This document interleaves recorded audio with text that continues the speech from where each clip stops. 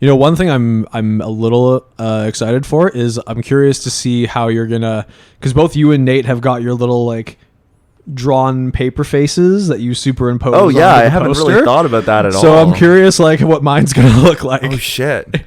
Maybe you know what I'll do? Maybe I'll just take like a picture of you, and then bit crunch it. Okay. So it'll be like super pixelated, and then I'll just like put it over Nate's face. He's just a fill-in. Yeah. Yeah, well, because our whole aesthetic is this like shitty paint aesthetic. Yes, that I fucking love. So I don't know. I'll have to figure out how to do that.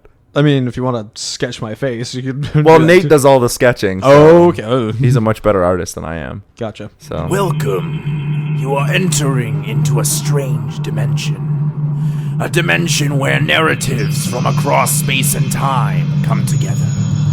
Narratives that could have, might have, or should have been all exist here in one space.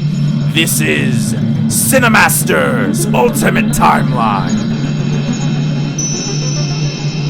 Welcome back to CineCasters Ultimate Timeline. It's been a little while. Lots happened, and my laptop broke, and Nate has been off filming various things now that the restrictions on COVID have loosened up. So I spoke to him because he was like, I'm not going to be able to do CineCasters because I'm off filming. And I was like, okay, well, what if I did a special episode of CineCasters? And so today I am joined by my drummer, Justin Ferrante, from my band Robot Philosopher. Yeah, thanks. I'm super stoked to be here. Long time listener, lover of this podcast. I think I was your first subscriber. Probably. And I'm going to flex here a little bit, but people might not know this, but in your intro, that's actually me on the keyboard sounds in the background. That's me. true. I forgot about that. Yeah. That's just some random kind of spacey Logic preset thing that I think I just literally put my finger down on E and just let it like whoa. It was just like, okay, yep, this is my contribution. Yeah, there you go. It's true. I'd forgotten about that. That was you. The voiceover is me. No, the voiceover is definitely you, but I remember you're like, oh, I need something kind of like, X-Files-y, spacey kind of thing, and I was like, just scrolling through my Logic presets and like, that one works. Yeah, it works well. We use it, but yeah, what a flex. So today I wanted to try something a little different because listening to or making Nathaniel watch terrible movies is one thing because that's like max 3 hours, usually not even that long.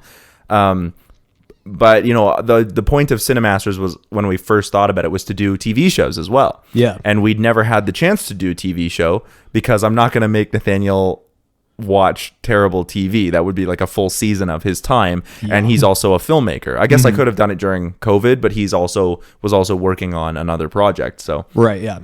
But because I'm such a great friend, I do feel like I can do that to Justin. Yeah, which isn't the first time you've done this to me because as we recall, was it my 16th, 17th birthday? I think it was your 17th or 18th birthday. 17th, I'm gonna say. Yeah. My very good best friend of all time, Janglez, took me to see one of the worst films ever made, The Last Airbender by M. Night Shyamalan. Movie. Shit. Which I mean, not to get too far deep into that rabbit hole, but like there's really only two groups of people. You either don't like the movie because it's poorly directed, poorly acted, poorly edited, just across the board. Actually, my biggest problem with that movie, not to go down that rabbit, is the casting. The casting, yeah, I was gonna get to that one too, but it's just everything is just so.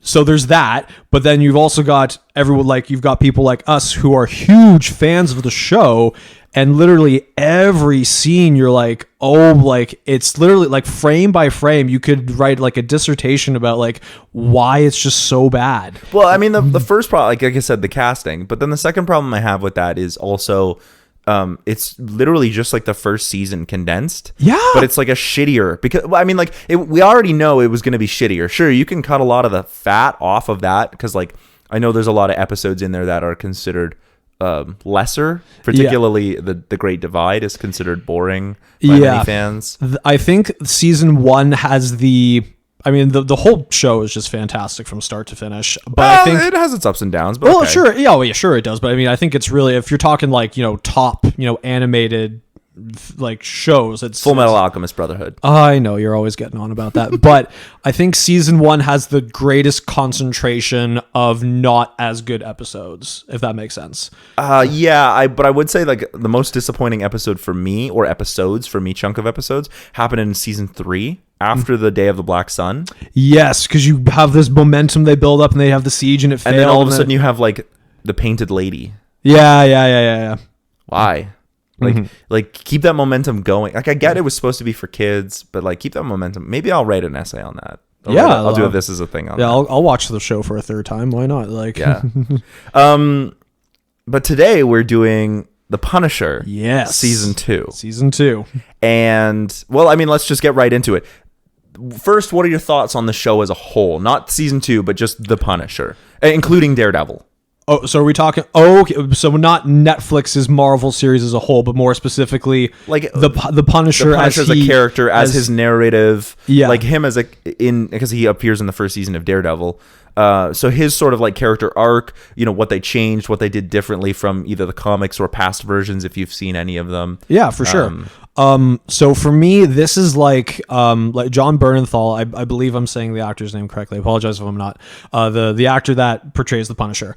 This is like a character defining performance, I think, because I'm aware of the other iterations of the Punisher, but to me, this is like when people think of the Punisher and years down the road, they're gonna think of this. Yeah, like they're gonna think of his stint in Daredevil and his own 2 seasons that he's had here. Very similar to how a lot of times when people think about like the Joker, they think of Mark Hamill, or when they think of Superman, they think of Christopher Reeves. Like, like there's, of course there's going to be different like I'm sure in another decade, we'll probably get another Punisher, which would be an absolute shame. But like John Bernthal's performance as the Punisher is so good. Cause not only does he have like the anger and the physicality of him, but like, you also get across all that like emotional damage and that weight that he carries with him.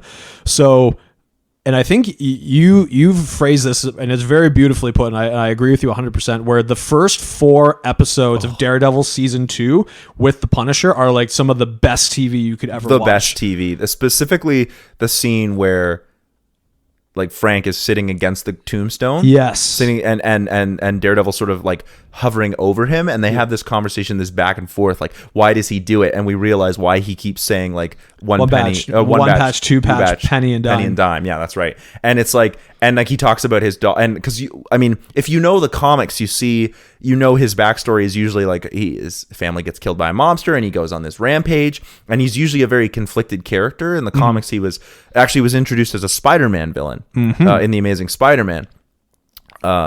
And so, but he was introduced in a way that was like he was the villain, but then he begins to team up. And then it wasn't until he was introduced in Daredevil where he was used by Frank Moore, actually. Alan Moore is the guy who did Frank Miller. No, I don't think it's one of the two. I can't remember. It's probably Alan Moore then. Alan Moore is the same gentleman that did The Killing Joke. Yeah. So he was introduced as Alan Moore was writing Daredevil. Yeah. He introduced the Punisher and used the Punisher as like a opposite of Daredevil. So the two of them were doing a lot of the same things, even teaming up, but they were never on the same side, much as the way we see in this adaptation. Yeah. But what I think that John Bernthal does the best is in those 4 episodes, but particularly when he's talking with Daredevil on that tombstone, is we see how the emotionality has like been upped. They really did more to like be like, hey, the Punisher is a sympathetic character. Yeah. More so than just like, killing plays on his conscience. Like he has a code when it comes to killing. Yeah. Which comes up in season 2. But he has a vulnerability in his violence. Like the reason he is because of his daughter and his son and his wife. Like he really has this and I actually think for me one of the biggest things that they do that's amazing is because I think it makes his character work a little bit better is they show that he's been shot in the head. That's where the Punisher logo comes from. Yeah. It's his X-ray.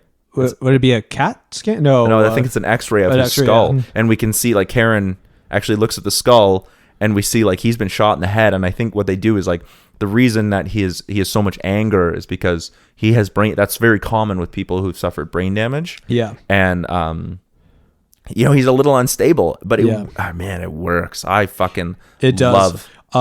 I've actually, so when you messaged me, I was up at the cottage and you're like, oh, we want to do a show, and I was like, okay, I want to, and you had suggested The Punisher, and I was starting to think of other ones, and I was like, well, I'm not going to be able to get back till Thursday, and I would like to have time to like prepare, because like, of course, I'm at the cottage, like I can't be like, okay, everyone, I'm going to go lock myself in the room for like 2 hours and try and figure out a script to a TV show that I can't. That's literally watch. What I did last night. Well, yeah, but like, I wanted to give it its due time, so I was like, okay, let's go with The Punisher. Now, since I've been back, I had the idea that I'm going to present in a little bit, and I started to think of some of the details, and so I've been watching the first season over the last couple of days again, and one of the things I find the show also does really well is it presents a really good depiction of soldiers returning from war, particularly with Lewis. Yes, with Lewis. Yeah, actually, I just finished the episode where his arc concludes, where he blows himself up. Yeah, where he storms that building. That whole hospital, that whole hotel episode with where they reintroduce Mahoney, who is a reoccurring character throughout all of the Netflix series, but particularly Daredevil, and I think he showed up a couple times in Jessica Jones. Oh no, not Mahoney. Oh no, wait, whom? No, Mahoney's the police officer. Okay, no, he Madani. Okay, Madani. Sorry, because Madani is a character. Madani. No, Madani is a character who's just in The Punisher. Sorry, that's the two. Mahoney is a police officer who is primarily in Daredevil. Yes, no, he does come in all the Netflix shows. Yeah. So that's been really fun to. So I've had it on Brett, the background. That's his first name, Brett Mahoney. Yeah. So as I've been coming up with a few details I wanted to add, I've been having that on in the background. And one of the other things that's really unique about The Punisher, even against the other Marvel shows, is that not only is it more of at the time of the first season, it's a more self-contained story, but it really doesn't come across as a superhero show at all. Now, like even the other like Daredevil, Jessica Jones, Luke Cage, they're all more realistic. They are more grounded in that kind of more Dark Knight kind of sense, where like they're a bit more gritty, they're a bit more realistic, but you still have your superhero-ish moments when people are dodging bullets and they're picking people up and throwing them across the room and stuff like that. And then of course, like Iron Fist, like he's literally like his fists are glowing and stuff like that. But I feel like The Punisher is a show where I could like sit my parents down. My dad's, has a casual interest in superheroes, and my mom like not at all. But I feel I could sit the two of them down, and within the first episode, they'd be like, "Oh wow!" So here, because I think the first episode of season 1 is a little slow. It is, yes, but I actually love it for that. I think it's okay because the show assumes you've seen Daredevil. Yes. I think that's why it works. Yeah. And so we get this like methodical build, and we get to see like, Frank is an insomniac, and he's like he's reading Moby Dick, he's reading a bunch of the classics, and you're like, oh, okay, like there's more to this. Yeah. Foreshadowing though, by the way, reading Moby Dick. Yeah. But that's a big, I don't know if it's a trope or if it's a device, but like characters reading books and you're like, oh, the theme of that book is this. Oftentimes that has to like, it's not so much foreshadowing as it is, you're just trying to let the audience know what's going on in like a shorthand kind of way. Yeah. So I'm thinking of particularly when you watch the movie Easy A. Yeah. Like, and they're studying the Scarlet Letter in class, like in whatever they're studying in English class in any movie. That's what the movie's about. Yes, that's what the movie's about. They do the same thing in Into the Spider-Verse with Great Expectations, right? Yeah. Like Mean Girls, where they're what are they doing in Mean Girls? I think something to do with Julius Caesar. This is a Shakespeare play though. Oh my God. What's the Shakespeare play with Julius Caesar in it? Is it Julius Caesar? Julius Caesar? Okay, yeah. So sorry. But yeah, they're doing that in there because Gretchen Wieners goes on about like, that's not what Rome is about. We should totally just stab Caesar. And it's like, yeah, that's what it's about. Like, Regina George is Caesar, and like and Gretchen Wieners is visualizing herself as Brutus. Like, we just need to stab Caesar. Et tu, Brute? Exactly. Yeah.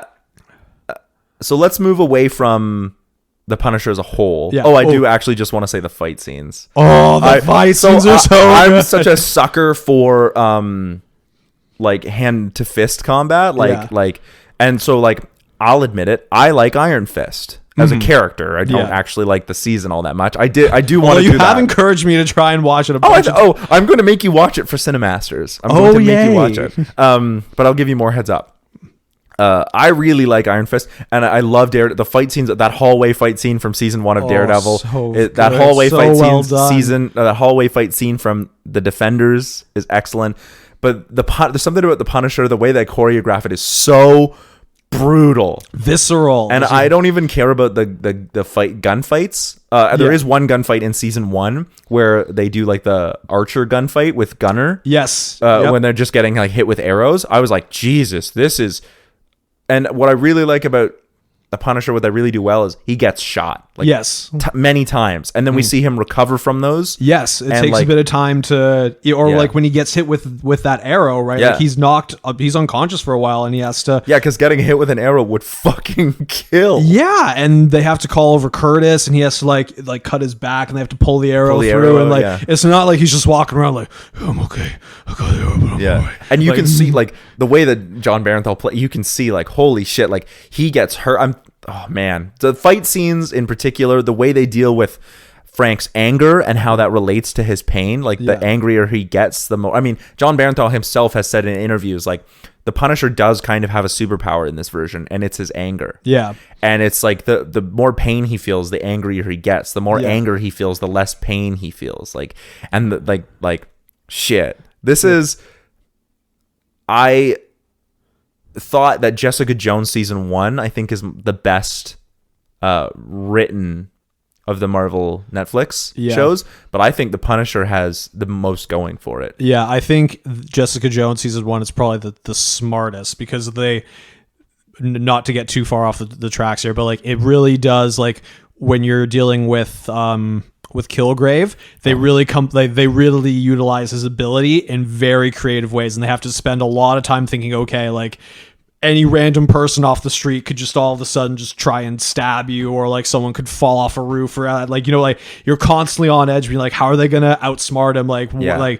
So that one takes you for a real wild ride. But one thing I wanted to say about that first episode about the fight scenes is that we first after the very first shot where like he's literally just taking out the rest of the cartel and he literally shoots a guy from across the border from across Mexico, which is I also love how they do the time delay where he's like boom, and I was like, oh my god, so well, so good. And I know we shouldn't glorify violence. No, I know it's so bad. It's so bad, but there's something about the Punisher where you're like, especially in the first season when he's like fighting Billy. Yeah. At the season finale when he's fighting and the two of them are just going at it. Yeah. And you the whole season you felt why Frank is doing this, and you find out it's Billy. Yeah. And the two of them are just beating the crap out of each other. But you can't help but just root for. You're just like, this is brutal and awful, but you want Frank to win. You just gotta do it. You gotta get up. I know. And in that first episode, because that when we after that amazingness, we see him like it's some time has passed. I think it's like 6 months or something, and he's working in that construction site, and there's those jerks who keep hounding him, and he's just slinging that sledgehammer against that wall, and you know the whole episode. You're like, because they get right up and so he's like, what are you gonna do? What are you gonna do? And he's there and he takes it, just stares at him. He never says a word to them. You're like, oh my, like they're gonna get it so bad, and they do, and he just encases them in cement. Holy fuck! Yeah, he just takes that sledgehammer to them and just like, okay, and like I'm pretty sure they have a couple guns too, but it's just like in a couple seconds they're like, okay, you guys are fucked. You guys are so toast. Not a chance. So leaving the Punisher as a whole aside, let's focus on season 2, goods and bads. Yeah. So, like let me phrase it to you this way. I'm sorry for interrupting, but let me phrase it to you this way. Why do you think I would pick season 2 for an episode of CineMasters when we just literally spent the last 20 odd minutes? Not quite, but the last couple minutes, like espousing the greatness of this show, particularly John Barenthal, the choreography, the writing in season 1 and in Daredevil. Yeah.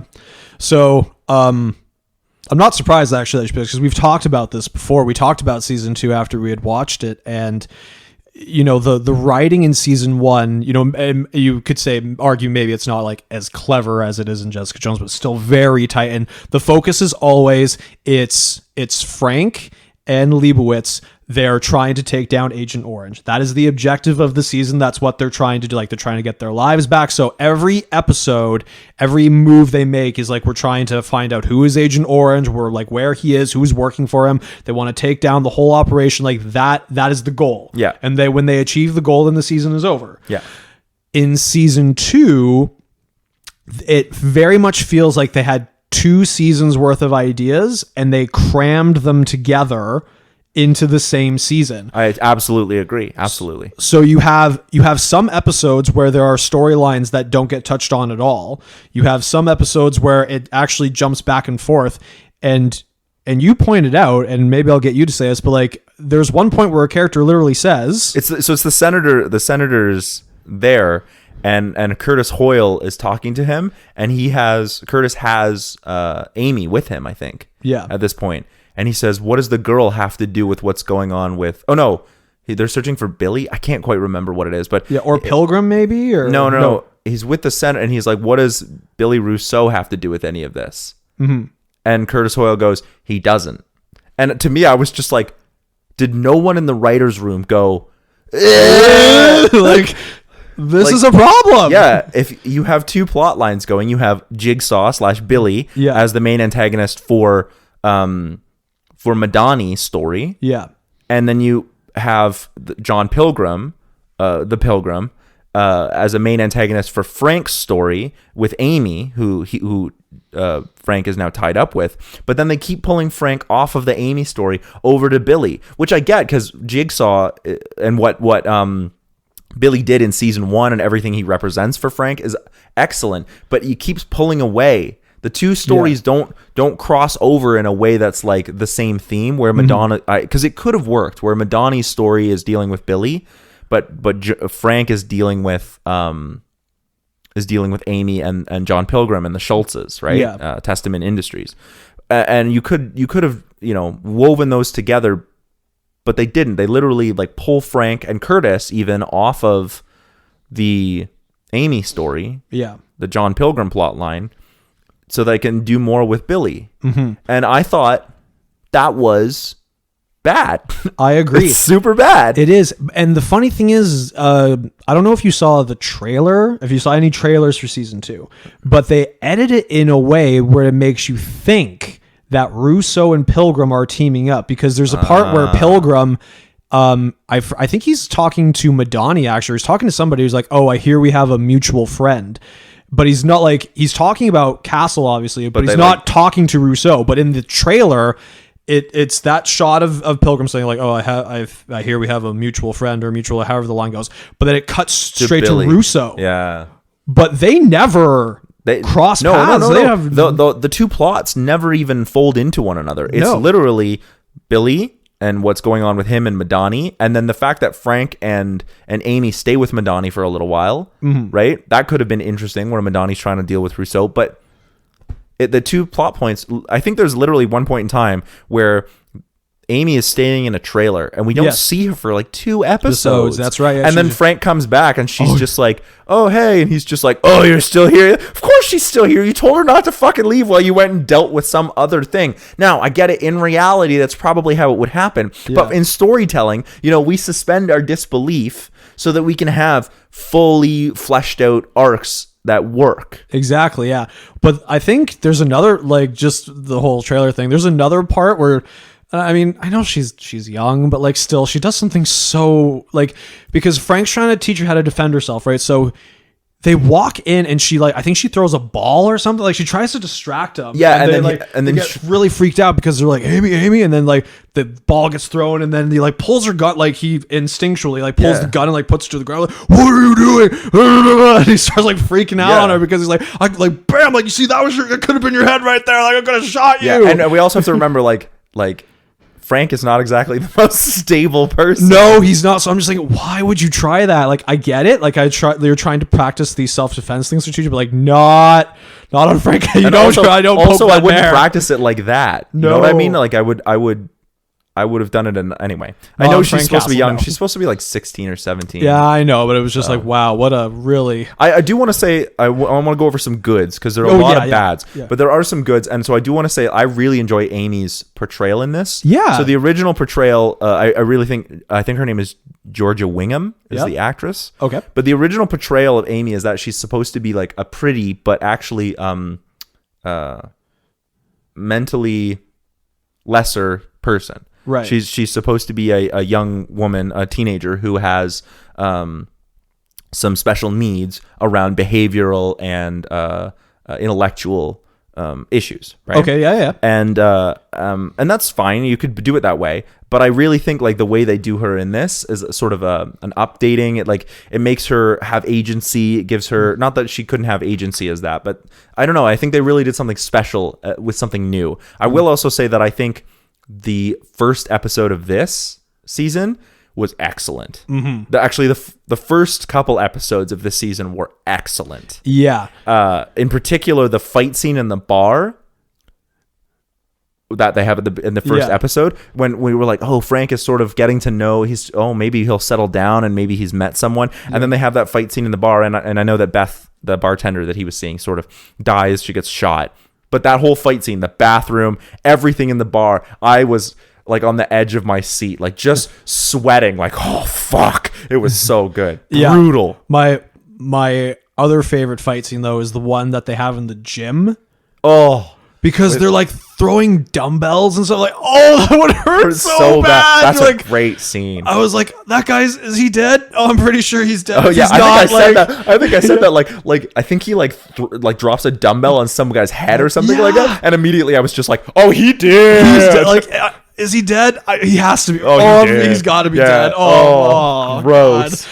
And like, because I'm pretty sure he like throws one at some guy's head, and you're like, oh my God, that would hurt so like your face would just be a pancake. Yeah. Oh my God. There is a scene. I don't really care for the gunfights, but I get that the Punisher's a lot about that. Yeah. There is a scene where they're like running down a street, like an active street, shooting at like chasing after Billy. And that was a really cool, like Curtis and Frank, and they're all like running after each other in a firefight. That was really, really well choreographed. And the fight scene between Pilgrim and Frank was really good. Yep, that was pretty intense. Excellent one. I just feel like because the storylines have been so separate, the fight scene was well choreographed, but there's not enough drama. Yeah, there's not enough stakes in it because we've been moving back and forth. So by the point we do that one, you're like, Frank's gonna kick the shit out of him. Yeah, and I do think they made the Pilgrim a good sympathetic character. Yes, yeah, and he's not even the villain really. No, but I also I do think because season 1 was so far like long ago in my memory when I first watched it, by the time we get to the thing where Russo asks for Frank's help and he's like sitting in the bottom of the church where they have the soldiers, the support meetings, and he's like, yo, Frank, you gotta help me, and Frank just pulls a gun and shoots him. I was like, oh, that feels a little cold-blooded. I get it because we know why. But because we've spent this whole time like showing Billy to be this like amnesiac who doesn't remember who he is, he doesn't even remember what he did to Frank. And then Frank just goes like, fuck you, and shoots him. I was like, that seems cold. Like, this is one of the reasons, that's one of the main reasons where I think a season dedicated to just Billy as the villain would have been better, because it would have made more sense, like, to see Frank be like, just like, everything you did, like, fuck you, and just shoot him in cold blood. And I think it would have worked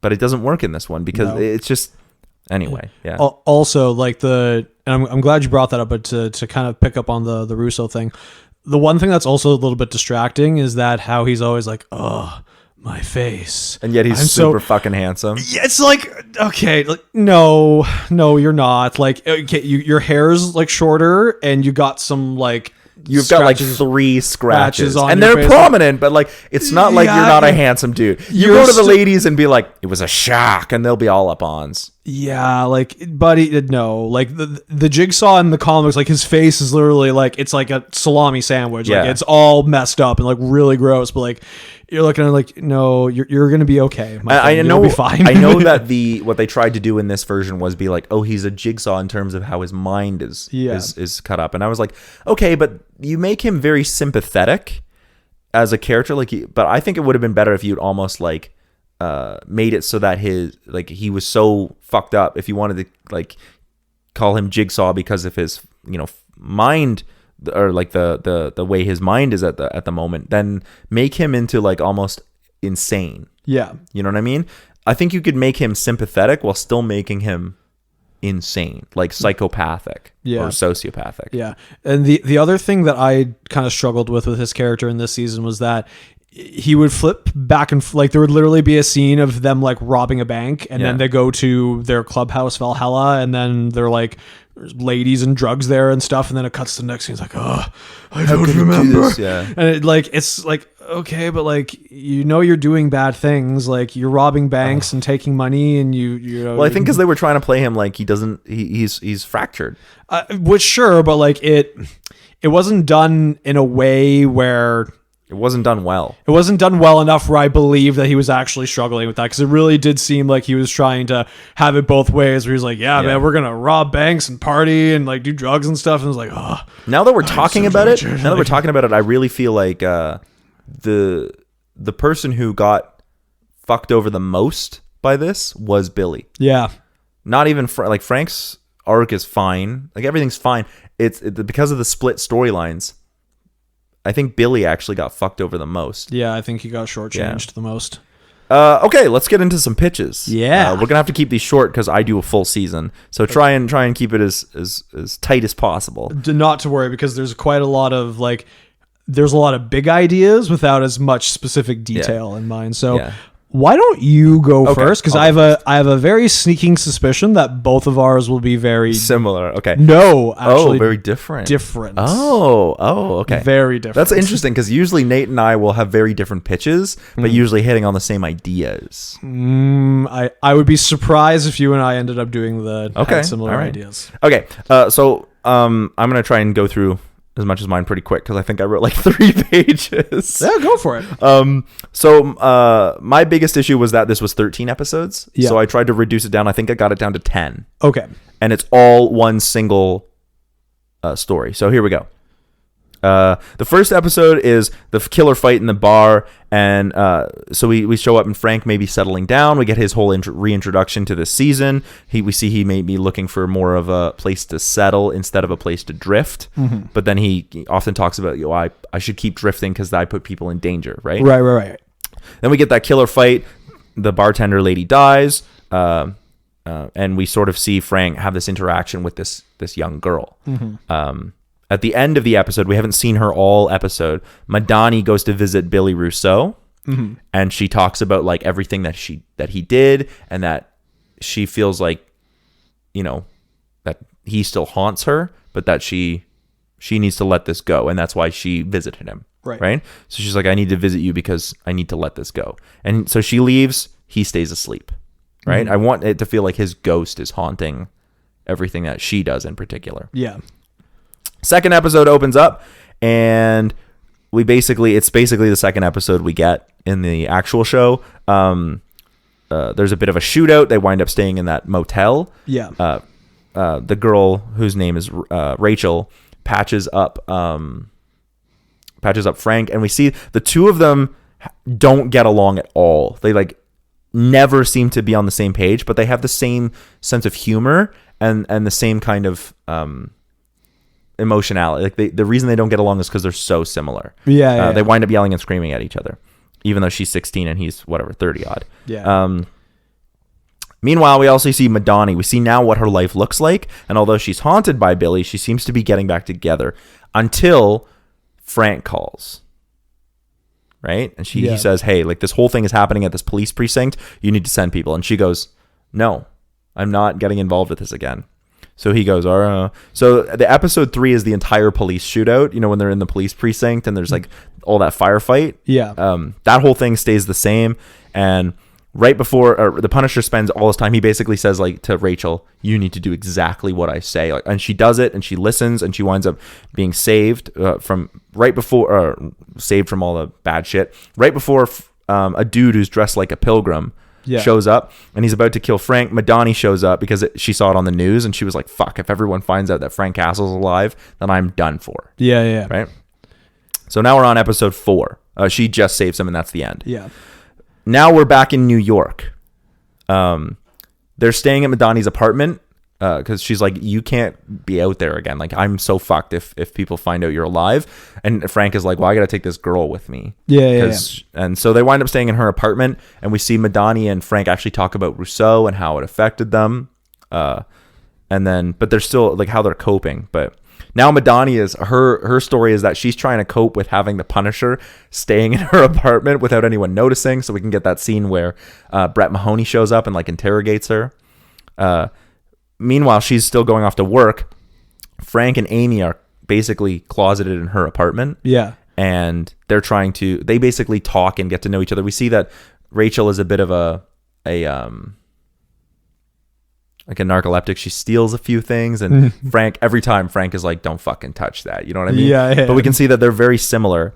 After a while, they see that both of their defenses sort of break down, and she explains that her name is actually Amy. She's been lying about her name and about a lot of things. She says she found this USB drive. She's part of a group who was conning for money. She wanted to sell the information on the USB drive as either blackmail or like to a news outlet to get money. Right. She doesn't really know who's on it or what it is, but all of a sudden people started coming after her. Yeah.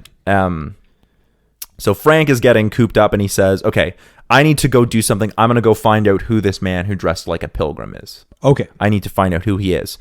You need to give me the USB drive and stay here no matter what. And she says, okay, fine. She hands him a USB drive. When he's gone, Amy is like, this is weird. Like they keep talking about who Frank is, like Madani seems to know him. So she searches up who he is and finds out he's the Punisher. Yeah. And she has a mini freak out. Yeah. That's the end of the episode. Episode 5. Castle has this awesome meeting with Turk Barrett. And Turk. Yeah. And then Turk agrees that he's going to set up a meeting with the Russians, but Turk is double crossing him, and basically it's a trap. Frank knows it's a trap and shows up and beats the shit out of everyone. I love that scene.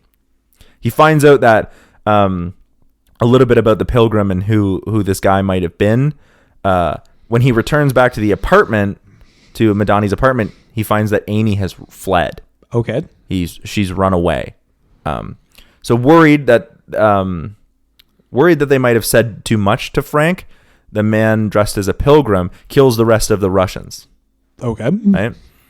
That survived. He is then told by the Schultzes, the people who hired him. We saw how they hired him at the beginning of the season. I didn't mention that, but we see the Schultzes who hired him say they need to figure out who the man protecting the girl is and kill him too. Okay. And so he's like, okay, I can do that.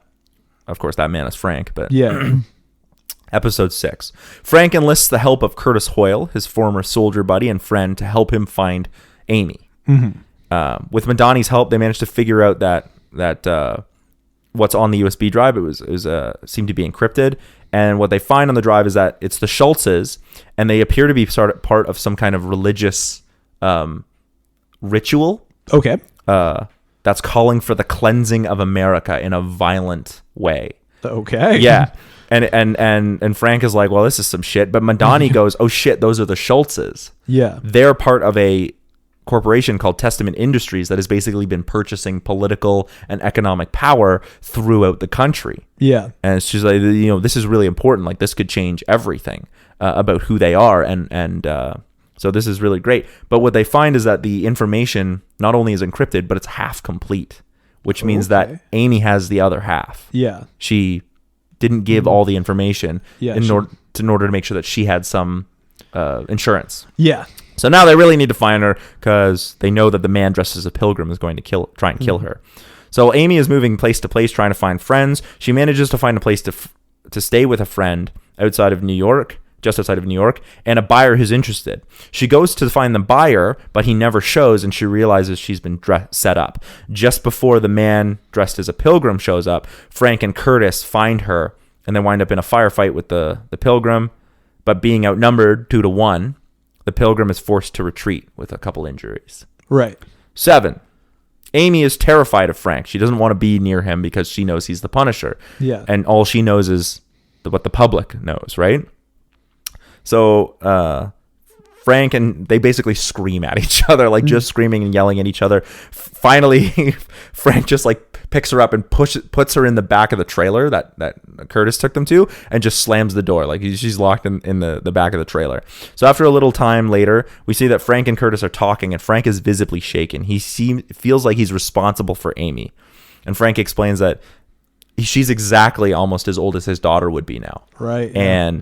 And he feels like, all the things that's happening, and what happened with his daughter, he feels like even though Lily was very different, Amy is far more like him in terms of temper. That makes it almost worse, like, because they don't get along, but he sees so much of himself in her. Right. And so he explains he doesn't really want to hurt her, but he needs her to listen, and she never does. Yeah. In order to save her life. So Amy hears all this by listening at the door. So night falls, and Amy basically, she can't tell Frank how she feels, and he can't tell her how he feels. Yeah. So she basically asks him instead. She says, "Will you teach me self-defense?" And so the two of them start doing that, and they reach a kind of functioning relationship, and Curtis feels comfortable enough to leave to give the rest of the USB information to Madani. Gotcha. Madani in her apartment, before Curtis can get there, is attacked by the pilgrim, the man dressed as a pilgrim, who discovers that she was hiding both Frank and Amy at one point. And more importantly, he wants to know who the man is. Yeah. Episode 8. Curtis explains that Madani is gone. And when he went to the apartment, she wasn't there. And that John the Pilgrim has taken her. Like, that's all the signs. And so... This is, yeah. So basically, they're like, we need to go find Madani. Yeah. So meanwhile, Madani and the Pilgrim are talking, and the Pilgrim's like, I'm not going to hurt you. In fact, I'm not really interested in you. I just need you. I need to first of all find out who the man is, and then I think he will come for you if he's your friend. Yeah. And so she explains, like, this is the Punisher. Frank Castle is the Punisher. And the Pilgrim goes, okay. So this is even better, because not only am I doing my job, I can also remove a sinner from the world. Right. So, yeah. So Frank shows up, but there's no real trade. The Pilgrim basically says, I'm going to kill you, and then I'm going to kill the girl. Yeah. Because that's what, and Frank was sort of like, I was assuming we were going to trade Madani for the girl, except they also had Curtis, and the Pilgrim's like, no, you have another dude, a sniper on the roof, who's going to shoot me as soon as we do that, so I'm not going to do that. And so the two of them start fighting, and it's like a brutal fight. I want it to be like the highlight of the season. Yeah, this brutal fight. We've been working towards it for 8 episodes. They have this awesome fight. Finally, they're both basically like ripped to shit, and Frank is like standing over the Pilgrim, and the Pilgrim, it basically says, how do you keep going? How do you manage to do this? Like, I thought my faith would be able to overcome this. And Frank says, there are people out there in the world who prey on the weak and do wrong things, and they need to be put down. They do wrong things to people I care about. They need to be put down, right? I'm just imagining John Barenthal like, they need to be put down. You can't. Bad people do bad things to people, and they need to be put down. You listen to me, Pilgrim. Yeah. And then so the Pilgrim like finds himself actually agreeing, and he says he was told that he can use the skills that he got in his previous life, where he was a white supremacist and whatnot. That's all to bring salvation for his children. And Frank asks, he's like, is it the Schultzes who told you to do that? Because they're the ones who want the girl dead, and they're the ones who want so many things wrong in the world. They can kill more people in the name of God. And the Pilgrim is confused by this, but Frank leaves the Pilgrim. He says, listen to me, Pilgrim. I'm going to let you live, and you go back to your family, and you live with them, and you don't come find me again. Right? Because he's like, and the Pilgrim is like, why the fuck would he leave me alive? You know what I mean? Yeah. Episode 9. So outside, Curtis and Madani Curtis, Madani, and Amy drag Frank back to the hospital because he's fucked up. And they basically, now the public knows Frank is still alive. Madani's in a bit of trouble. We get this whole hospital episode where Frank is being kept under lock and key in order to make sure he doesn't hurt anyone else. Yeah. When really he's actually been kept under lock and key to make sure that no one from Testament Industries goes to kill him, because the Schultzes are still alive, even though the Pilgrim isn't. Or at least they think the Pilgrim isn't.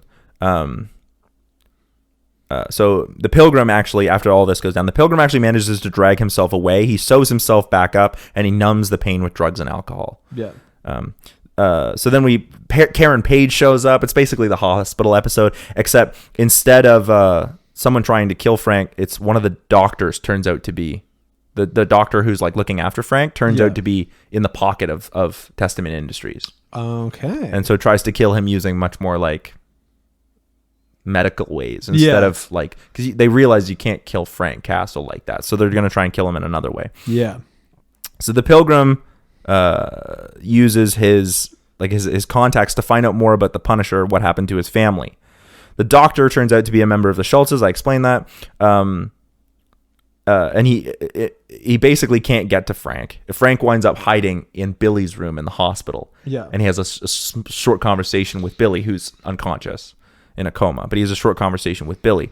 Then the doctor can't get to Frank, but he's determined to do something right, so he tries to go after Amy and kill at least one of them. Yeah. But Amy uses the skills that Frank taught her to get out of it, right? She manages, and then Madani shows up and shoots the doctor. Yeah. Frank sees this and he goes, "You can't, like, this can't have happened," right? So he takes Madani's gun and says, "I killed the doctor." Mm-hmm. And like Karen and Amy, he looks at all of them and goes, "I killed the doctor. Has to be that way. I'm the Punisher," right? And then he leaves. And so the Punisher gets blamed for it. Very Dark Knight of you. Yeah. The Pilgrim then looks into the Schultzes and how they are twisting. When he looks into the Punisher, he finds out about the family, about what happened to his family, and he realizes, oh, maybe that's why he let me go. Mm-hmm. So the Pilgrim looks into the Schultzes and how they seem to be twisting scripture to make more violence than he was told, because he was told he was doing unnecessary violence to bring more peace. But it turns out the Schultzes don't believe that. They want political power so that they can bring about this cleansing. Yeah. 10. I think this is the final episode. Yeah. Madani comes to the trailer where Frank is teaching Amy how to shoot using her gun, because he took her gun, and so she's not happy about that. I can imagine. But he can't give the gun back, because that would be like, how did you get your gun back, Madani? Yeah. Right. Oh, I went and talked to Frank Castle and got it back. Like, just no. gave it back. So he basically gave Madani's gun to Amy and is teaching her how to shoot now. Madani basically says, "I think I found a way to make Frank disappear again, and I found a way that's gonna take care of Amy." And Frank goes, "No, this isn't over until the Schultzes are dead." Yeah. And Madani's like, no. Like, we have the photo evidence, and Frank goes, "No, people who know people like the Pilgrim aren't done until they're dead. Yeah. I'm doing this my way." And so he suits up for the first time this season in his Punisher gear. Yeah. Right? And we see like the skull on his chest, and he's like, I'm going in. I'm the Punisher again. So he goes to the compound where Testament Industries is, where he thinks that the Schultzes are. And while he's infiltrating, he hears some noises off in the distance, and he shows up and he sees the Pilgrim, who's also infiltrating. Yeah. And he's like, "What are you doing here? Like, I told you should be off with your family. Like, I let you live." And the Pilgrim says, "I want to do that, but before, I have to make sure that there are no sinners out there who promote violence. They have to be brought to justice and judged before the Almighty and removed so they can no longer do harm. And those who lead people astray by promoting violence only follow the devil." Basically repeating what Frank had said. Yeah. Then, thus the two actually agree to work together. Oh. And now we see them basically just fuck the place up. Yep. Yeah. So, like in an awesome fight scene, they wind up killing the Schultzes. I actually, in the original season, Amy kills the Schultzes, and I thought that was a bit.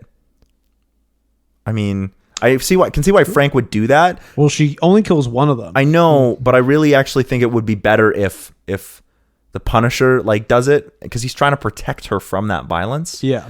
And because he sees her as a daughter figure, that's really what I'm going for. Oh yeah, I see what you're saying. And so I think it would be awesome if he like tied them up, pulled a phone out, and like had Amy there and have Amy be like, you know, you deserve this, and then it'd be like, okay, and then he turns the phone off and just goes boom and shoots them in the head. And I think it would be cool actually if the Pilgrim actually killed one of them too. Yeah. Like the Pilgrim goes like, you don't lead people astray, and beat the shit out of them. I really would like the Pilgrim as like a redemption arc. Yes. Because he's already had a redemption in his life once when he went from what he thought was a sinner to this new life. And now he realizes this new life has also been a lie. He's been a sinner. There's another form of being. So now so we see the Pilgrim go home to his family. Frank takes Amy to the airport, and he hands a phone to her and says, you call me as soon as you land. And we see the two of them sort of like bicker with each other. Like she's like, oh yeah, get off my back. Like, why do you need this? But as she gets out of the car, she turns around and waves, and we see Frank wave back. Mm-hmm. And then he drives off. Madani goes back to see Billy Rousseau. This time she says, I won't be coming back. Yeah. You know, I've done this, you know, like I'm all good. And as she leaves, he opens his eyes. Yeah.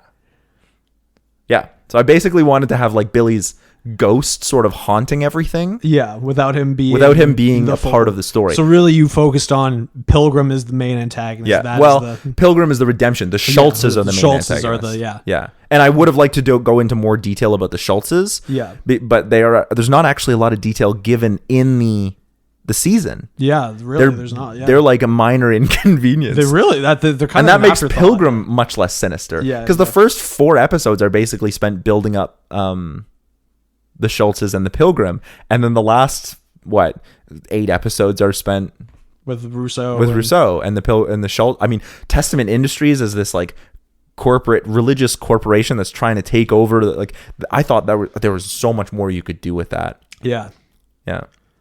That's good. I like that. Yeah, I mean the theme. I was going for the themes of family. I was going for the themes of. I really actually like Amy and Frank together in the season we got. I think their relationship works really well. Mm-hmm. So that's what I wanted. All right, hit me with yours. Okay, so yeah, mine is very, very different. Oh, okay. Yeah, so I came up with the idea of what I wanted while I was up at the cottage, and then I tried to figure out how I would get there. And so what I've actually ended up doing is I've actually planned out not only a season 2 but season 3. See, I actually did plan out season 3 as well. Yeah, but I figured I wouldn't do that because my season 3 is basically just the Rousseau story from season 2. Yeah, but I was like, we're only doing season 2, so but essentially, yeah. But like mine will be short enough. I think I can cover 2. And are you doing a movie?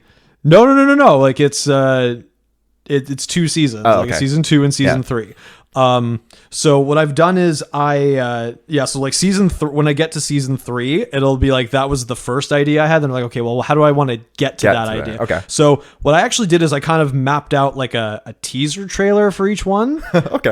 So I'll read that and then I'll kind of tell you, like, I don't have an episode breakdown like you do. I have very general ideas and themes of what because I just didn't have the time. But I'll at least read through the trailer for the season 2, and then I'll tell you what I want. Okay. Yeah. So season 2.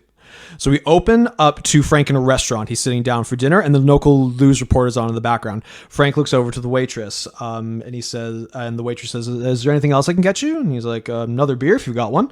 So the waitress heads to the back of the bar, and she starts rummaging around, and she says, "Oh, I'm sorry. It looks like we're empty here. I'm just going to go to the back and grab some more." And he's like, "Oh, no worries. Take your time." So then it kind of pans up to the news report, and it kind of focuses in a little bit on that. Special report, May 21st. We continue our coverage of the second day of alien attacks against Earth. Within the last hour, a ship similar to the one that attacked New York yesterday has been seen entering Wakandan airspace. In the back of the restaurant, we hear glass shattering on the floor. It sounds like it's a couple bottles. Frank tries to look into the back but can't see anything. Frank looks around and notices that there's a younger employee mopping the floor, listening to music with headphones in. Frank waves to him to try and get his attention, and the kid takes his headphones off. "Hey, I think there's something wrong in the back. Can you go check on her?" The other employee starts moving towards the back. From outside the restaurant, we hear a car crash. Frank gets up and starts to move towards the entrance of the restaurant. We can hear the other employee say, "Becky? Hey, Becky, where are you?" Frank goes outside and 2 cars have crashed head on. Frank goes to the closest car. There's a family inside, the mother screaming and trying to reach her children. Frank helps to open the doors and evacuates the family. So Frank says, "Is everyone okay? Is everyone all right?" He helps huddle the family together just outside the car. He goes to check on the other vehicle. So he knocks on the other car window. "Hey, you okay?" Nobody's in the driver's seat and all the doors are still closed. Castle looks inside and around the vehicle. It doesn't see anyone who could be in the other car. We now hear a different woman screaming and approaching towards Castle. She says, Charlotte, where are you? She runs up to Frank, asking if she can help him find her daughter. He's trying to calm her down and to get a description of her daughter. The camera pans up and we see chaos erupting in the streets. People are shouting, cars are crashing, people running in the streets, and then we cut to black. So season 2 of The Punisher happens during the dissemination. Yeah, the dissemination. That's fucking dope. I did not go there at all. Yeah, that's dope. Yeah, so I thought I wanted to do something a bit different. Like, okay, so what would the Punisher be doing during the dissemination? So the way I kind of structured season 2... I kind of thought he would be punishing. Yes, but like essentially it's going to I broke it down into season 2 kind of happens in 3 chunks. I kind of wanted to emulate those 4 really tight seasons, the first 4 episodes of Daredevil that were so tight. Yeah. I kind of wanted to have like the whole season takes place during the dissemination, but there's like 3 time periods or events that get focused on. So there's a bit of a time jump in between each. It's still happening during that event, but it kind of gets you to focus in on these sort of crucial moments. So the first 4 episodes are the first kind of 2 weeks to 20 days. So during this time, no one knows what the hell has happened. So, and at maybe during the end of the first, maybe second episode, we finally, like, someone will come on the news and say, this is what's happened. Like, you know, half of all intelligent life on Earth has been gone. And really what I want to see is Frank kind of trying to help in, like, just kind of not more like, he's not going to be able to help in more militaristic ways at this point, you know, because now half the city's police is gone, their ambulances are gone. So he's trying to help kind of more. I like to have a little story where it's more personal, and he's just trying to help average people, and just, you know, kind of similar to with Leibowitz's wife in the first one, you know, where he's having more personal things with people, and you know, he's just trying to help in little ways like that. I think that's really interesting, because most of what happens during Infinity War and Endgame is all like big picture stuff. Yeah. So I think the Defenders have always supposed to have been like smaller ideas. Yeah. So I think it's really interesting to see the world, but from a smaller perspective, like from Frank in one place in New York or wherever. Yeah, just these first 4 episodes, and I want the end of the 3rd episode, or like the second to last, however many episodes are in this first third of this arc. They're gonna announce like, oh, so we know what's happened. You know, the Thanos snapped, everyone's gone, but the Avengers are actually on their way right now to go and get the stones back. So everyone kind of has like a bit of a they just brief like publicly announce that. Wouldn't Thanos know that? Well, he's in the frickin', like, you know, he doesn't get galaxies Earth news? away. No, he doesn't get the news. Okay. Remember, you haven't seen Infinity War or okay, so he's literally like he's galaxies away. And he's on he's the sole occupant of this planet. He's just farming. Like, he's not what really a fucking boss. Yeah, exactly. Yeah. So they're like, oh, the Avengers are going to go on there and they're going to get the Infinity Stones back, and we're hopefully going to fix this. And then so people are optimistic, and they're like, oh, like, you know, they're missing this person, that person. And at the very end of this first third of this arc, they come back and they're like, the Infinity Stones are gone. Dun dun dun. So no one that is gone is coming back. This is life now. Yeah. And so I have like this hope that got built up just shatters, and everyone's just devastated. Second third. So now what's happening is that now that, you know, everyone is trying to come to grips with, you know, so like there are world governments that are like all out of whack, and, you know, even from all levels and branches of government. So now what's happening in New York is a bit of a power struggle that's happening. So what I want to kind of see, and this can kind of go over the second maybe and the third bit, is the second story I want to get is actually the Punisher versus Luke Cage. Ooh. Because of what happened. Because of what happened. Yes, because Luke Cage is kind of like, he's like the boss of Harlem, kind of. And I think there's a lot of really interesting kind of themes and subtext you could get between Frank Castle going up against Luke Cage and what that could do. Yeah. So I do think that's interesting, but in the show itself, Yeah. they had it set up so that Jessica Jones was going to be the one to take down Luke Cage. Yeah. So like this will kind of, some of the ends of the Marvel shows might like be a little mixed up. Oh, no, I was just curious. Yeah. That's great.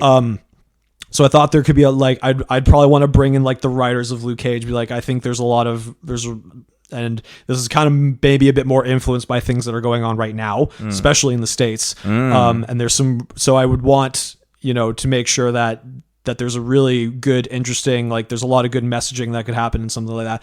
But there's only two things from the original season 2 that actually survive. And one of them is Russo ends up he puts this gang together. So it's not quite like Mad Max, but like there's there's marauders and riots and stuff. So Russo will have this gang that he leads. And so I haven't decided if eventually I want like the Punisher and Luke Cage to kind of team up against Russo at the end and this kind of militia he's put together, because like what would be interesting from Frank's perspective is like this is an opponent. He's finally coming up against an opponent that he can't shoot down.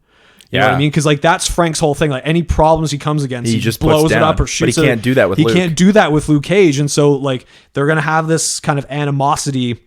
Whether it's, Luke Cage is maybe overstepping his bounds a bit because, now these power vacuums are happening and he's trying to do what's best for Harlem, and maybe that's interfering with maybe Frank is just trying to keep, a certain section or whatever. And so he's like, I can't, it doesn't matter how many bullets I throw at him, doesn't matter what I do, like I can't take him down the way I know how to take him down. So I think that would be a kind of that's really interesting. That could be a really good character build for Frank. Now, the way I know how I want it to end, but I'm not quite sure exactly the way I want it to. But I want the final kind of episode, I want Frank to be shooting at someone or something, and I want the bullet to ricochet and hit a civilian. You could easily have him shoot Luke. Yeah, well, have it bounce off. So Luke. That's why I'm not sure. Like, do I want them to team up against Rousseau? Do I want the Rousseau to be like that's kind of like the three of them are kind of going? You could always do like what happened with Bushmaster. Yeah, where like Luke and Bushmaster were not. They were working towards the same thing, but in different ways, and they do actually wind up teaming up. Yeah. So you could actually have it where like Luke and Frank are teamed up against Rousseau, but are not really working together. Yeah. And so in the process, Luke or Frank goes to shoot, because Luke could also be against killing. Yes. He usually is. Yeah. So you could actually have like Frank go to shoot Rousseau. Yeah. And actually have Luke step in the way. Yeah. I was either thinking that, or I had as a possible story idea, I was even contemplating like bringing in like Captain America, like kind of against these like factions that have sort of built up, and then there could be some conflict in there because anything that goes up that fires against that shield is going to bounce off and hit. Yeah. Because by the time we see Captain America in Endgame, he's not working with shield. He's doing this sort of soldier counseling thing. So I thought that could actually tie in a bit better to why he's no longer doing that. If they both kind of feel like, because if Frank like shoots at him and the bullet bounces off the shield and hits a civilian, then Captain America feels a bit of personal responsibility, and like so does Frank. But the way I wanted it to end was that, because that's the one thing I liked in season 2 is when he goes into Valhalla and then he shoots in those 3 women he ends up shooting, or he thinks he shot them. But then within the next episode you found out like, well, no, he didn't actually shoot them, it was somebody else. And I was like, no, I think that's such a good thing for him to have to deal with, like that he like there are also it just makes Billy much more sinister. Yes, it does. Yeah. So I wanted him to have to deal with that. And so the way I wanted season 2 to end was I wanted him to give himself up and say like, I've done something. I am a criminal. I see myself now as a criminal, because before that, he feels justified in what, like, I'm killing drug dealers and all these terrible people who they need to be put down. But he's like, I killed someone who didn't deserve to die. I am now like, I'm a murderer. I've done this is the first well, I mean, he's being in the, I don't want to say that because being in the military, I'm sure there was a lot of civilian lives that got lost in some of the operations. And I mean, even the first season. The first season is about that. Is about that too. But I want him to, because this is, maybe it's a bit more personal because it's at home, like it's in, you know, with it being America and whatnot. So he willingly he had a gives code. Like once he was the Punisher, he had a code. When he was a soldier, he didn't have the same code. Yeah. So now being the Punisher, he's broken that code, and there was an innocent civilian who died as a result of his actions. Like I can't do this anymore. So he goes to like the raft or prison basically, and he's like, I don't want, like I'm done. Here we go. Just take me in, and just I deserve to be. You could do some cool stuff in the raft too. Yeah, because you could actually show Hellcat. Yes. Yeah. You could show even Diamondback. Yep. Like some of the other villains that have been in the Netflix series. Exactly. Yeah. So that's basically what I got for season 2. So the main theme is, and I think it might be a bit. Like really, I'd say a bit like it might be a lot influenced by what's going on now. Has to deal a lot with people kind of coming together during a big traumatic event, one that they can't necessarily repair from, and also kind of examining issues that you can't shoot your way out of. You know, having to deal with those problems and issues like, oh, I Luke Cage, I can't just shoot him. Well, that's what makes Luke Cage, that's what makes Luke Cage so interesting, which is why I actually think when they pitched the show, they should have called it Bulletproof. Yeah. And I know there's another show called Bulletproof, but I think it would have been better instead of calling it Luke Cage if it had been like Jessica Jones, Daredevil, The Punisher, Iron Fist, and Bulletproof. Yeah, but I mean, like, I could also see from a marketing standpoint because it's a bit inconsistent because it's like they're all Iron Fist and Bulletproof, right? It's not Danny Rand. Yeah, it's Iron Fist. But that's it's not Matt Murdock. It's Daredevil. Yeah, I know, but it's all their hero suit. It's not Frank Castle. It's Punisher. It's just Jessica Jones and Luke Cage. And I know why they did that, because it's shitty to be like, oh, it's Jewel and Power Man. Yeah. Okay, so hit me with season 3. Season 3. So this was the spark of the idea that I had. I was like, okay, how do I want to get here? So we open up to a white padded cell. Frank is chained to a chair that is bolted to the floor. There are no tables, furniture, or anything else in the room. The cell is circular so that there are no corners. The door opens and Agent Coulson walks in and stands a few feet away from Castle. So Coulson says, "Hello, Mr. Castle. It's been a while. Have you been enjoying your stay at the raft?" And Frank just kind of stares at him, doesn't make any visual indication of any. "You've been here for quite some time now, a few years if you've lost count, and it seems your country is in need of you again." So Frank continues to just stare at him, and there's just literally no change in his behavior. So Coulson says, "We have a very serious threat that requires your particular expertise, a situation that would not only serve your country, but possibly the world as well." Frank slowly begins to change his demeanor a bit. So Frank tells him, "Don't you guys have people for this sort of thing? People with tights who can fly and all that nonsense? What could I do that they couldn't?" So Coulson says, "This is a very unique threat, Mr. Castle, and a unique threat requires a unique response." Frank says, "Hey, no offense, Agent Smith, but I'm a murderer. My family's gone, and I belong here. I'm no hero, and I shouldn't be out there protecting anybody. There's nothing you can do for me." And Coulson says, "Actually, we just might." Coulson takes out a red vial from his jacket. "Do you know what this is?" Frank just stares at it. Coulson, "This is Pym particle. That's what the Avengers used to go back in time and get the Infinity Stones. We managed to acquire some from Dr. Pym. We think we might be able to recreate the process.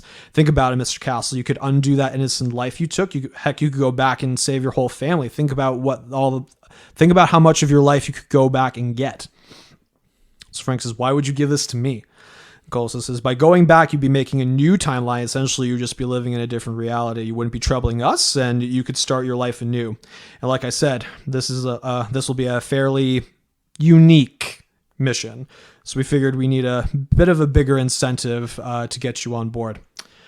Castle looks down to the floor silently and then raises his head slowly to meet Coulson's eye. And Castle says, "Who's the target?" Coulson says, "Yes, our most valued target is considered a Class 1 world threat. He's an enhanced human who has launched multiple eco-terrorism attacks ranging from Mexico, Prague, Italy, and London before coming back to Manhattan. He has access to advanced drone technology as well as access to all support tech and weapons formerly owned by Stark Industries. In addition to the deaths that were results of his attacks, he's also committed the murder of one Quentin Beck. Your target is known to the world as Spider-Man, but we now know him as Peter Parker.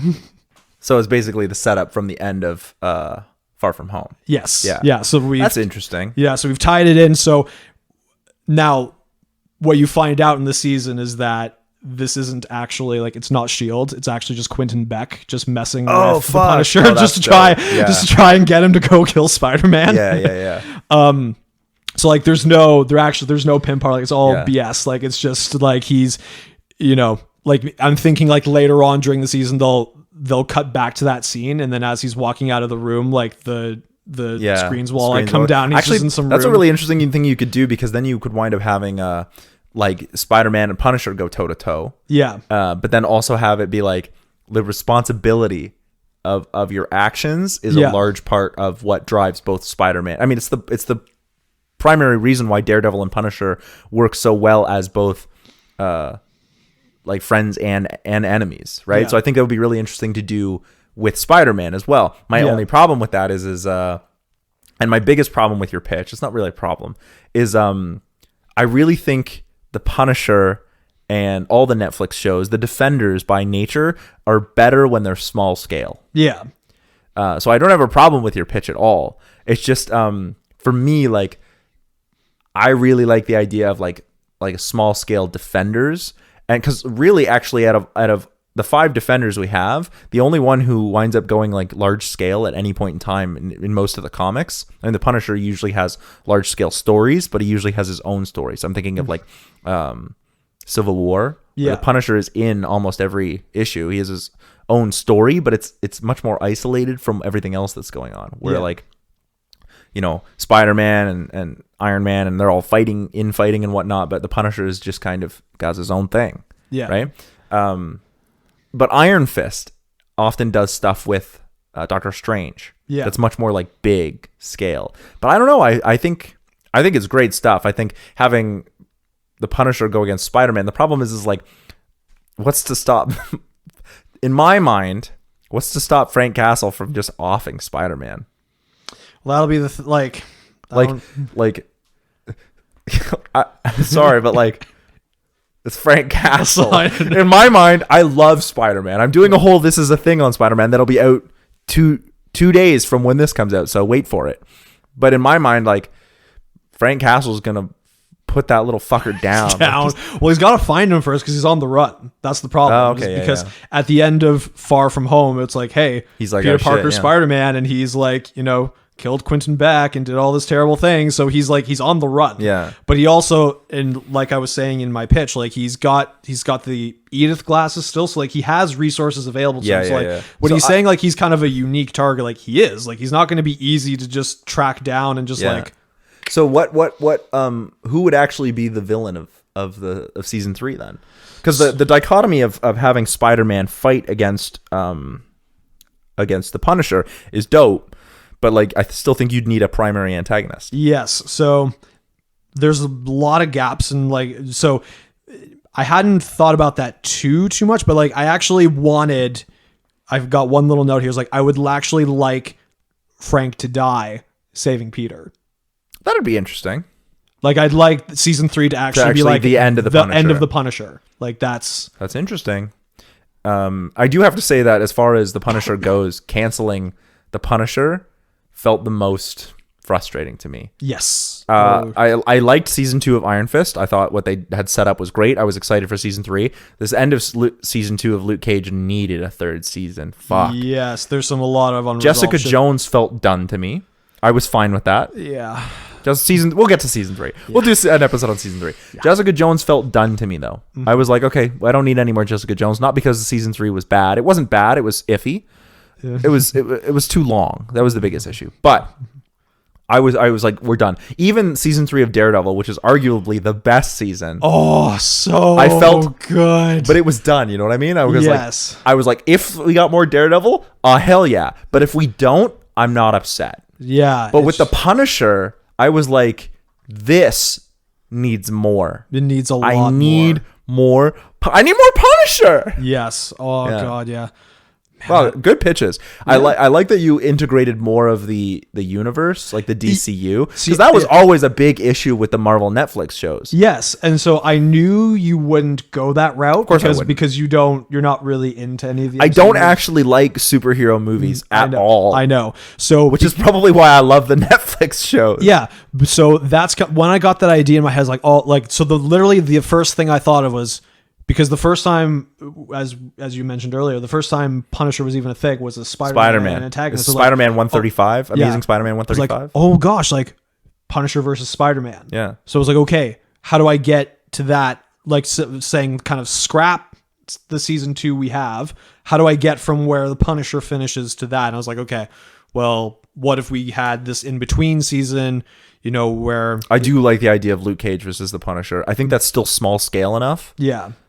And is really, really good. I also like the idea of Punisher in the raft, but I think you have to keep it small scale because I think it would be like awesome. What if the first 2 or 3 or 4 episodes of the Punisher is like getting the fuck out of the raft and how he deals with any of the villains who are in the raft? Like, what if Kingpin was there?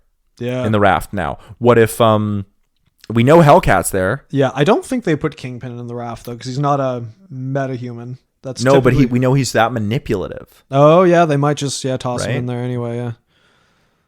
I don't know. Like, it's interesting. Yeah, I'm just thinking of the episode of Spectacular Spider-Man called Opening Night, where we have Peter in the vault. Yes, love that episode. Yeah. So that episode in particular, that's what I'm thinking of, except instead of Spider-Man style, it's Frank Castle style, right? Yeah. So it's much more brutal. And I think you could easily, like in those 4 episodes, you set up Frank Castle and he's trying to escape from prison for 4 episodes, right? Yeah. And in those episodes, we see like maybe he does team up with Hellcat because or maybe he just doesn't agree with her because she's like, we know through her season in her arc in season 3 of Jessica Jones that she knows she's the bad guy now. Yes. Maybe she feels like she deserves it to be there as well. Yeah. And maybe that's why Frank is like, you need to get out with me. Yeah, it's their shared relationship where they're both like, we deserve to be here, whereas everyone else is trying to get out. Yeah, right. Mm-hmm. Where Frank and Hellcat are actually think they deserve to be there, and that's why it makes them team up. I just think it would be neat to have Trisha and Frank sort of team up because she would be like, "Holy fuck, you're the Punisher," and he'd be like, "Who the fuck are you?" Yeah, seriously. But and then actually have like Frank like kill some of the prisoners because he's like, "You deserve to be here," and just watch him off some of the prisoners as shit goes down in the prison. Like maybe the raft gets out of control. I just think like you could still have big name supervillains or sorry, big events happening in the supervillain world, the MCU, but keep it small scale. Yeah. That's where I think it really works. And that's where I think it got messy for all of the Netflix series. Yeah. They like barely mention any of the shit that goes on unless it's tangential, right? Yeah. Like they mentioned the Iron Man dropping the city. What's the name of that city? Sokovia. They mention it and like, I don't know, whatever. Well, how do you feel about your pitch for the Punisher? Good. Yeah. So like I said, like a lot of big ideas, like obviously there's still a lot of gaps in it, but going big is always good too. Like if I had done, because I did have ideas for season 3, but it would have been too long, man. Yeah. Well, that's why like I knew you wouldn't go this route. So when I had that idea, I was like, it would be a good contrast to what like you're doing to be like, can kind of sticking very close to what the original season 2 is and just going completely in another off direction. Rails, just saying like, oh, like what if we could see what the Punisher was doing during the dissemination and what if he's now going up against Luke Cage and Billy Russo? I think it'd be interesting if Russo like recreated Anvil. Yeah. As because we have Luke Cage with his sort of government and maybe he's set himself up as like a benevolent dictator. And then we have Billy Russo setting up Anvil as like this new insurgent kind of militant government. Yeah. And like how these different factions of what was New York is trying to. Yeah. Yeah. And he will be very ugly looking. Yeah. Big editor's note there. I think you could also, in fact, that's a really interesting idea with the dissemination because you could also even do something really neat with show Daredevil. I actually, you know what? I made a note about that actually. Daredevil and Jessica Jones have been snapped away. See, what I would do is actually have Daredevil be there. Yeah. But it turns out that during the riots, so Jessica Jones has been disseminated. Yeah. Turns out during the riots, Matt Murdock was killed. and Danny has been wearing the mask to keep the legacy of Daredevil alive. Because you were really looking forward to doing that. I thought they were going to do that. Yeah. At the end of the Defenders, when they sort of killed off, I thought and they showed Danny on the city doing his whole Batman thing in the pose of Daredevil, and then the tower turned red.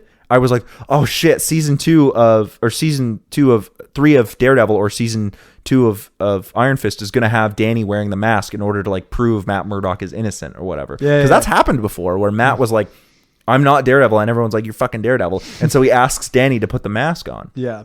And I thought that's where they were leading to, like having Danny's sort of naivete fall away as Matt Murdock tells him, like, you can't keep being this childish dimwit, especially having the dichotomy between Luke Cage and Iron Fist too. Oh yeah, right. Having Luke Cage and Danny together because the two of them are great because Luke is this centered person and Danny is this outrageous nutbar, right? But it works. The best time Danny ever works is when he's on screen with Luke. Agreed. My favorite episode of season 2 is the episode where we have Danny and Luke team up. Yeah, it's so good. It is very good. And then they didn't do. Like in season 2 of Iron Fist, Luke isn't even really in it. I know why, because he's off doing Harlem. Like he's running Harlem. Yeah, running Harlem. But okay, where can people find you?